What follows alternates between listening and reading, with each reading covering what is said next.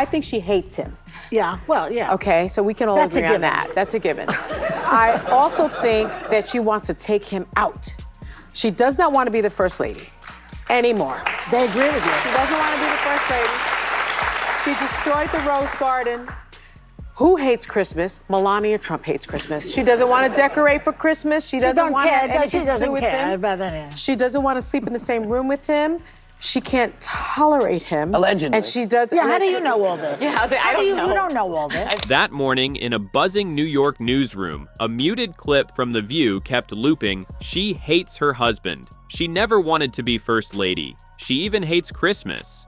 To the audience, it was comedy. To viewers, gossip. But to Melania, it was a line crossed. And that's when the tables turned.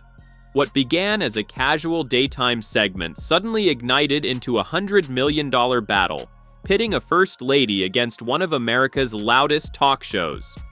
What you're about to see comes from real broadcasts, so stay tuned because Sunny Hostin wasn't done, with a smirk and a microphone, was about to push it even further. You can't have a felon, a liar, a serial cheater. You know, he had Melania next to him, his third wife, who he cheated with Stormy Daniels on while she was pregnant. I think he stands against everything and flies in the face of everything that a Catholic believes and holds dear. He is not a faithful man. I can't say. Let me go to my legal notes. Yeah, please. Trump has denied ever having an affair with Stormy Daniels. That's the only part. That's it? Yeah. All right. And that's what she said. Yeah. We are cracking ourselves up here at the table. We can't share with you what she just said, but we are cracking ourselves up. Under the glare of studio lights, Sunny Hostin dropped a quick legal note followed, "Trump has denied ever having an affair," met with laughter like it was part of the script. For daytime TV, it was entertainment. For Melania, it was different. These weren't jokes about politics. They were wounds aimed at her marriage, her family, her dignity, played out in front of millions. But the exchange didn't end with Sunny. Around the table, the laughter spread, and that's when the fuse was lit. What came next would turn a few minutes of daytime banter into the start of a $100 million legal war. Stick around, hit subscribe, and see how deep this battle really goes. Now, you know who has been bragging all over the campaign trail about how he's the one that overturned Roe v. Wade. But apparently, his wife has different thoughts on the reproductive rights after posting this video plugging her memoir. Take a look. Individual freedom is a fundamental principle that I safeguard. Without a doubt, there is no room for compromise when it comes to this essential right that all women possess from birth: individual freedom. What does my body, my choice really mean?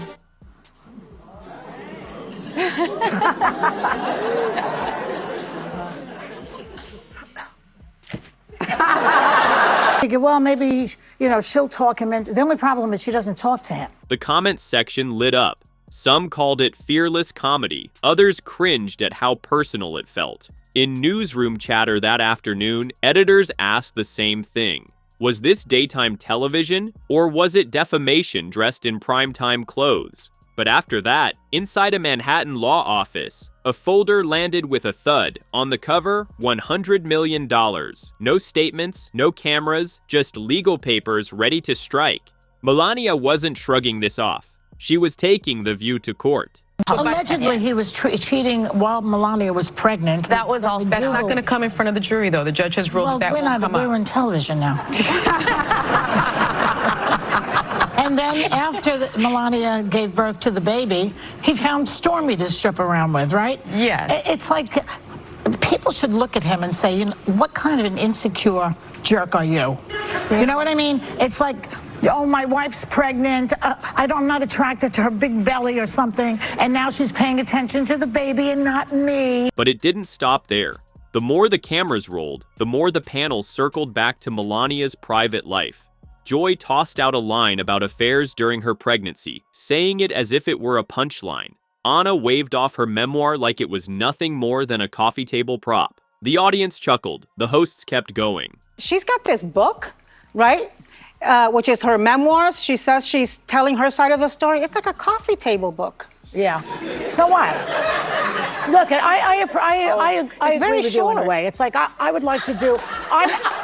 I'm making an announcement. I'm doing some porn for the blind. I was going to say that one of the problems with this whole thing is that when she was the first lady, you could only refer to her as a former model. You could not mention the photos. If you mentioned the photos, you were canceled. And by the way, these aren't just photos. These are erotic, nude photos. But I agree this on is the same thing that took down Vanessa I agree on the Williams, hypocrisy. okay? Then came the escalation. Anna brushed off Melania's new memoir as nothing more than a coffee table book. Joy cracked a crude line, and Sunny, with a sly smile, reached further back. The crowd roared, as though Melania's past had been turned into a prop for their amusement. It felt casual in the studio, but to anyone watching closely, it was relentless. Not just one remark, but a drumbeat of jabs at her marriage, her motherhood, even her history poked and prodded like open wounds. And somewhere between the laughter and the applause, a line had been crossed, one that would soon drag the view into a $100 million courtroom battle. Joy interviewed Melania on her show in 2011. She backed her husband's birther claims. That's right. That was on your show. That was on her show. She questioned Barack Obama's citizenship. A show that they took away from me. Go ahead. But Joy's over it. It's fine. But I'm not bitter. You were fired. Yeah, go ahead. She did that even though she wasn't originally a citizen of this country. She came up with the defense of the locker room talk. Remember that? Yeah. She infamously wore that coat. Who cares? And she even said, I think that was homage to Joy. So what? Who cares? who cares? I really don't care. version of that. Yeah, I really don't care. Do you? And then she said, who gives a blank about Christmas stuff and decoration? It wasn't just one remark. It became a full inventory of Melania's past. Sunny ticked off the list with a lawyer's precision, backing Trump's birther claims, defending the locker room talk, even that infamous jacket with the words, "I really don't care, do you?" Each example rolled out like evidence in a trial, punctuated by Whoopi's jokes and Joy's laughter. But beyond the applause, critics noticed something else. The hosts weren't debating politics anymore. They were chiseling away at a woman's marriage, her motherhood, her history. For daytime TV, it made good ratings. For Melania, it was a public unraveling one she would soon answer with lawyers, not laughter. Former First Lady Melania Trump posted a video promoting her new memoir, where she addressed the blowback she got after nude photos of her modeling years resurfaced on the internet, including a shoot where she's in compromising positions with another woman. Watch. Why has the media chosen to scrutinize my celebration of the human form in a fashion photo shoot?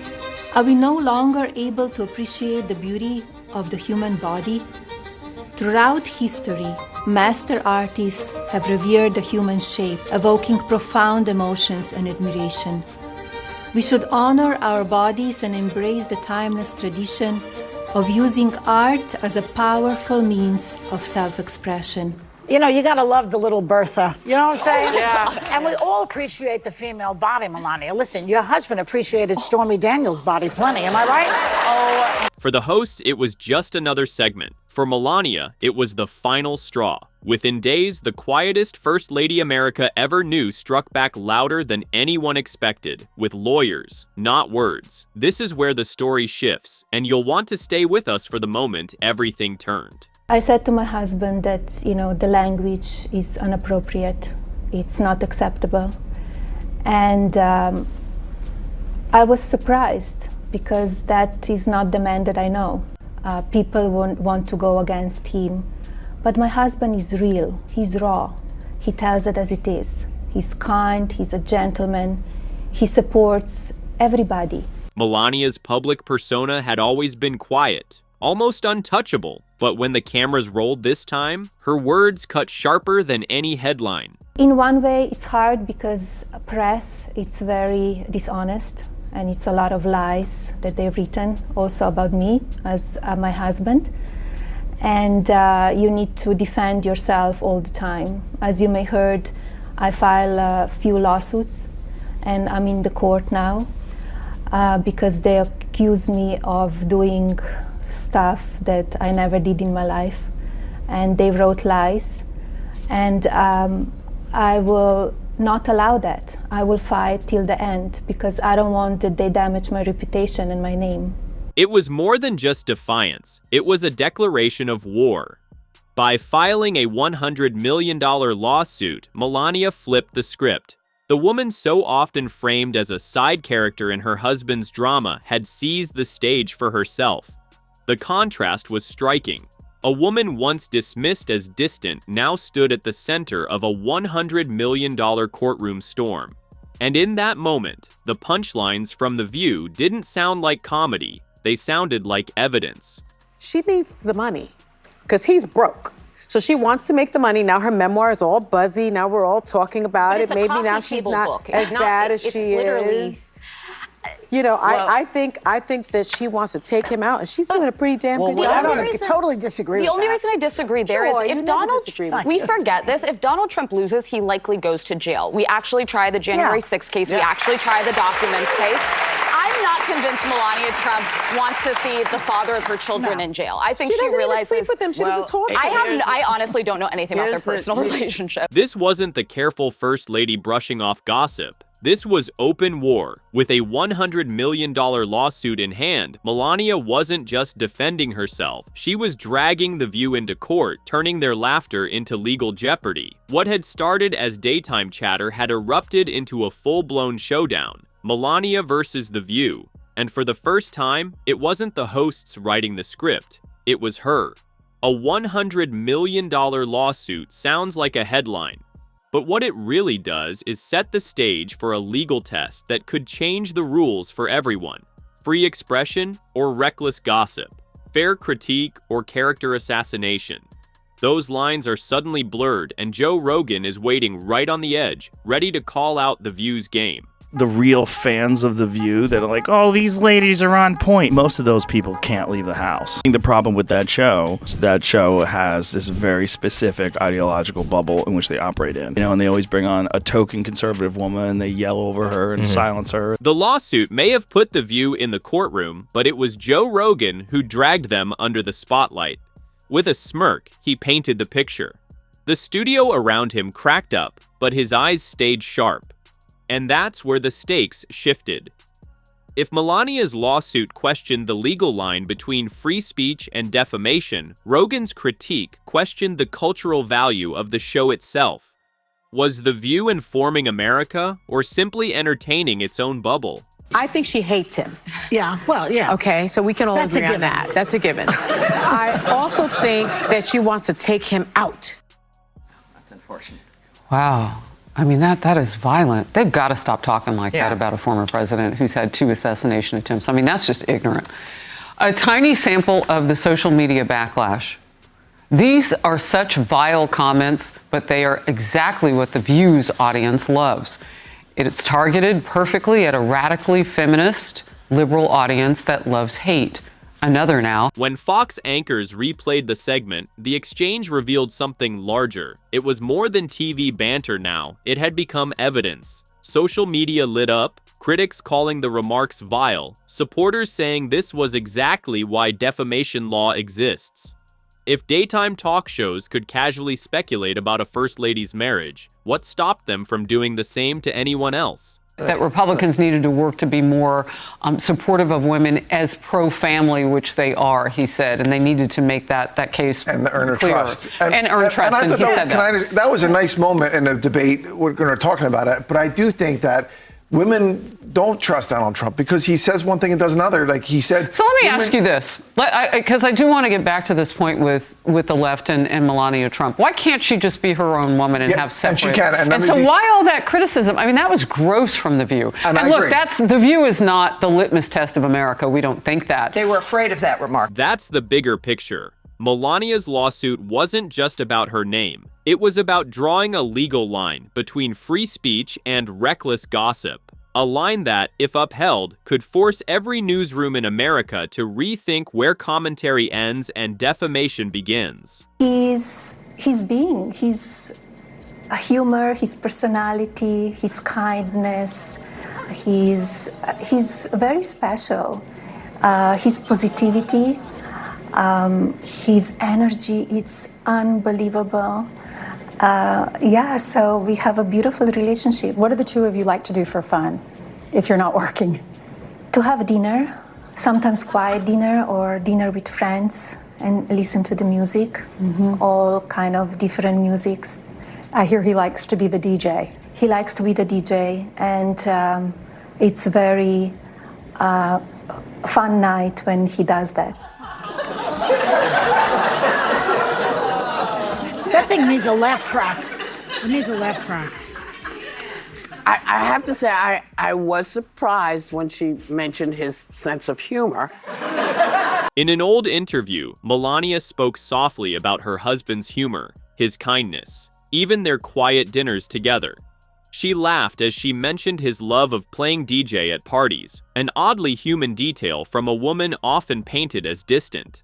But back on The View, the clip landed differently. I enjoyed, I guess I'm petty, but I enjoyed some of the stuff that was unfolding. Apparently, she likes watching CNN and he likes watching Fox, and so there's a big argument there. Well, thank you for the viewership, Melania. Yes, apparently, she also, in decorating the White House, remember she stayed in New York for a while before moving with her son Barron to the White House? Well, she likes modern furniture and he likes gaudy gold furniture. But strung together, the details painted a picture, not just a couple with quirks, but a marriage under constant cross-examination. And that's what made the debate catch fire. What one side dismissed as comedy, the other saw as cruelty.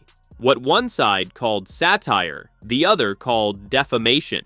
In the end, Melania's $100 million case had become more than legal papers. It was a mirror reflecting America's divide over fame, privacy, and the price of being married to power. At the fashion party, it was a big fashion party that my friend organized, a fashion week, and he invited me. That's how we met with Donald. Did you like him immediately or not? I like him. He had a great charm, but he arrived with the date. So when I came back, I called him and we got together. So you called him? Yes. He didn't call you? Well, first when we met, I didn't give him my number. He was with the date. So I told him, give me your number and I will call you. I wanted to see what kind of number he would give me. Business, home. If he would give me a business number, I'm not a girl doing business with him. Why he would give me a business number? So he gave me all of them. And when I came back, I said, give me your number, I promise I will call you. And I came back after the photo shoot and I called him. And so then you went out on a date? Supporters saw the hosts ridiculing a marriage for sport. Critics shrugged, calling it fair play for a former first lady who had once defended Trump's harshest moments. And somewhere in the middle, Americans debated, was this lawsuit Melania's power move to reclaim dignity, or just another chapter in the soap opera that is Trump world? I'm reluctant to comment on other people's marriages because I don't want anybody to comment on mine. But they've been married 19 years. And in my experience, people that have been married that long are not necessarily polar opposites, right? It's fucking hilarious. In fairness, though, I mean, The View has to be, if you average out The View hosts, among the dumbest people on television. And so it's like they say the thing that people are thinking, but they say it very directly, so they expose whatever truth. Even Sunny herself admitted on air that she was reluctant to comment on other people's marriages. Yet the panel had already done just that, again and again. For Joe Rogan, the whole spectacle was, in his words, hilarious, pointing out that if you average out the hosts of The View, you don't exactly get the sharpest voices on television. But beyond the laughs and the banter, this isn't just daytime drama. Melania's $100 million lawsuit has the potential to redraw the boundaries between free speech and defamation, between entertainment and accountability. And that's why this story won't fade quickly. It's no longer just about Melania or The View. It's about the future of media itself, and the fight over where the line is drawn is only just beginning. This video features commentary based on publicly aired segments and verified media coverage involving Sunny Hostin, Melania Trump, and related news events. All references are drawn from public sources. No private or speculative information is included. The content fully complies with YouTube's community guidelines and fair use policy, intended for public commentary, media critique, and analysis. And if this gave you a fresh perspective or something new to think about, make sure to subscribe so you won't miss the next chapter. Thanks for watching.